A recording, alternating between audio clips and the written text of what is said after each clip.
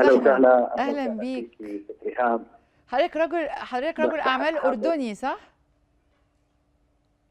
100% انا من الاردن، رجل اعمال طب اردني. حضرتك مش محتاج مذيعة في الشركة عندك؟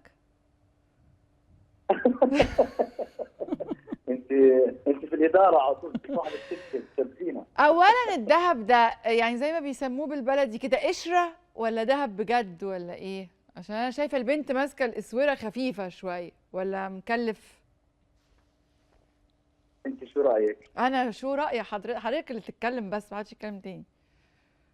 طيب، اول شيء حاب اولا امسي انا عليك خلينا ست نتكلم ريهام. جد، احنا طبعا كنت بهزر، خلينا نتكلم جد. اولا انا بحييك على فكره التقدير، لان ناس كتير قوي من اللي بيشتغلوا البعض طبعا بيتخيل ان الموظف ده واجبه انه يعمله فبياخد المرتب فخلاص، فما فيش شكرا، ما فيش بونس، ما فيش بيقول لك ما هو بياخد اجره على عمل. ففكره التقدير دي بقت حاجة شوية يعني بتنقصنا الأيام دي. فأنا بحيي حضرتك جدا مش على الذهب أو على التقدير المادي، على الفكرة نفسها إنك عملت لهم مفاجأة وإنك قدرتهم بشكل لطيف، إنك بتقول لهم يعني ثانك يو أو شكرا بشكل لطيف يعني.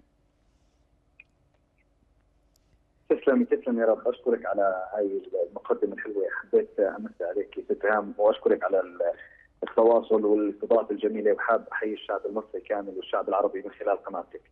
بالنسبه لموضوع هل هو ذهب حقيقي او لا، اكيد هو ذهب حقيقي وكان في الماس، بس نصيبنا الناس كان في الماس، الموظفين ما خدوش القطع اللي فيها الالماس.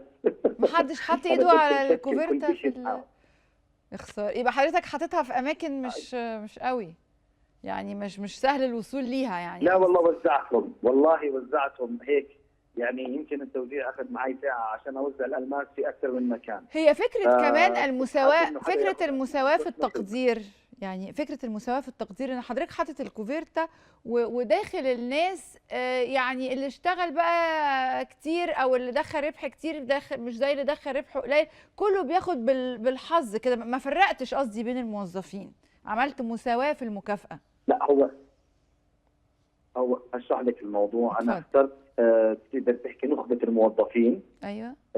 اللي شفتهم اجتهدوا، مش كل الموظفين اخذوا، يعني احنا عندنا شركه كبيره مش كلهم، بس انا شفت اللي اجتهدوا. انا اعطيت ست هدايا او مكافآت. اثنين منهم رفضوا انه يطلع الفيديو لاسباب خاصه واحترمتها. طب وباقي الهدايا دي راحت فين يا فندم؟ باقي الهدايا دي كلها اللي كانت محطوطه دي راحت فين؟ راحت فين باقي الهدايا دي؟ باقي الهدايا اتصرفت في طريقها يعني. ايه طريقها طيب؟ عايزين نعرف. إلها تصريفها باقي الهدايا. طب بالنسبه للرجاله اللي كانوا بيحطوا ايديهم مثلا على اسوره او كده، كانوا بياخدوها ايه لزوجاتهم يعني؟ انا دوري اعطيه المكافاه، بعد هيك بطلت من حقي اعرف وين راح. لا مش قصدي يعني قصدي مش الراجل كان ياخد هديه رجالي والست تاخد هديه ستات، ولا كانوا ممكن يستخدموها في لا انا لا هي نفس الذهب. هو انا يعني قبل هالمره وزعت ايفون، فالجميع بيستخدم الايفون. كل الناس خدت ايفون. قررت اني اعمل شغل بلاي حلوه. جبت بلاي ستيشن، بس كان في يعني فكره من صديق لإلي حكى لي لا بلا ما تعطي بلاي ستيشن، لانه البنات يمكن مش مهتمين في البلاي ستيشن. طلعنا بفكره الذهب وشريت الذهب وحطيناه زي ما انت شفتيه.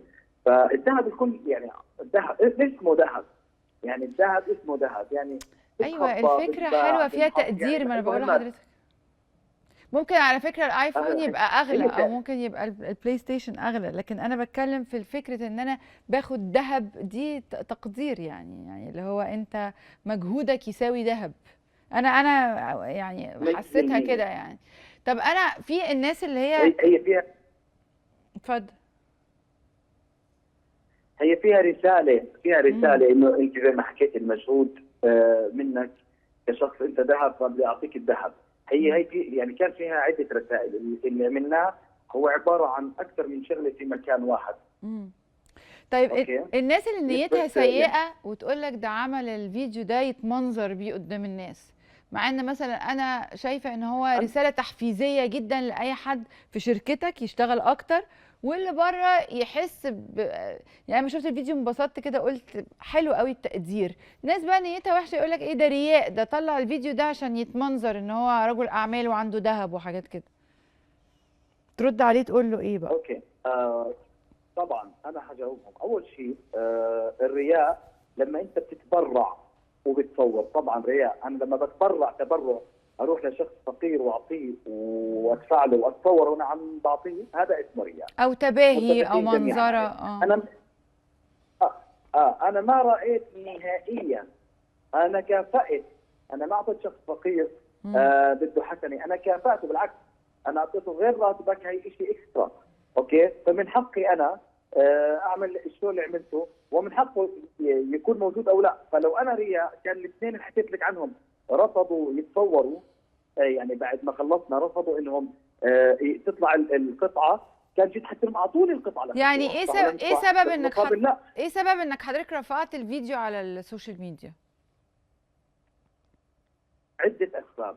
اول شيء ماركتينج لشركتي، والدليل الحمد لله طبعا انه اسم الشركه بتاعتي طلع على قناتكم وعلى قنوات كثير، ولينا فانا قدرت اعمل الشرف ماركتينج طبعا. للشركه بطريقه، الشرف لي، تسلمي يا رب، بطريقه مش معهوده. احنا بنسميها في الماركتينج غوريلا ماركتينج. فهي الغوريلا انا كثير مبدع فيها، يعني كثير شاطر فيها. فحبيت اعمل غوريلا جديده بدرس جديد، اوري الناس انه كيف انت ممكن تعمل غوريلا، تعمل ترند، كيف تخلي الكل يعرف البراند ان شاء الله عمره 100 سنه او عمره 3 ايام. يا رب الشركات كلها تقلد حضرتك وتعمل موضوع الجوريلا ماركتينج ده ونلاقي كل الناس جايبه لنا ذهب في كل حته. يعني لو كل الشركات قلدتك كل الموظفين هياخدوا ذهب. دي رساله للنهار ولكل القناه. لا، قناه النهار مكفيانا والله اكتر من ذهب.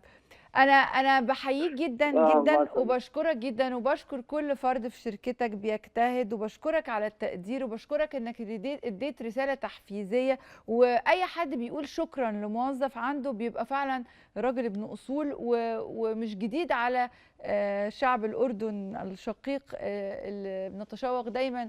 احنا بنحب الاردن، وكنا حتى قبل كده احنا كصبايا الخير في الاردن لما كنا رايحين فلسطين احنا بنتشرف جدا بحضرتك، وسلم لنا على كل اهل الاردن، وان شاء الله في تطور وفي نجاح وبالتوفيق دائما. بشكرك جدا انك كنت معانا. تعالوا نروح لفاصل بسرعه ونرجع هوريكم حاجه رهيبه.